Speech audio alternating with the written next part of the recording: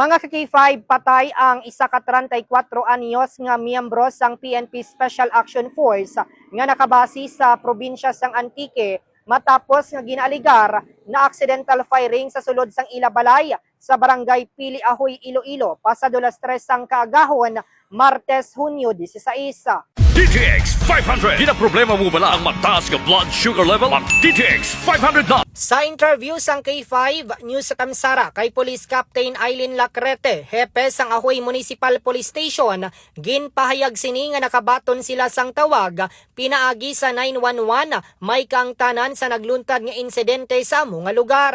Suno kay Lacrete sang nag-abot ang mga pulis sa lugar, nadala na sa ospital ang biktima. Sa ila inisyal nga investigasyon, nakaagom ang biktima sang pila sa tuong nga porsyon sang iya kilid nga gintunaan sang iya kamatayon. Na-recover naman sa mga otoridad ang 9mm caliber pistol nga ginapatihan service firearms sang biktima. Nahibaluan nga upod sang biktima sa Ilabalay ang iya asawa, ila anak kag iya nga iloy sang natabo ang insidente kag wala naman sang CCTV camera sa lugar nga mahimo kuntani makabulig sa investigasyon. Padayon naman ang maid-id nga investigasyon sang Ahoy MPS kag nag-request na sang nagkarinlaing nga forensic examination sa scene of the crime operative Sokon-Soko agud makadugang sang impormasyon kag makabulig sa paghibalo sang matuod nga natabo. Sa karon, yara sa kustodiya sang Ahoy MPS ang asawa sang biktima kag wala pa ini sang opisyal nga pahayag bangod indi maistorya may kang tanan sa insidente. Nahibaluan nga masami nag-aaway ang mag-asawa suno kay Lacrete. Samtang ang bangkay sang biktima yara na sa Crispolon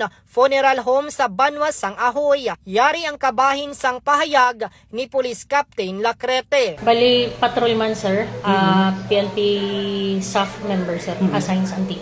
Yes sir, bali po diyang iyang nanay, ang iyang bata, kag ang iyang asawa. Bali sir, sa subong sir, hindi pa kami na maka-conclude sang amon nga investigation kay still ongoing pa sir.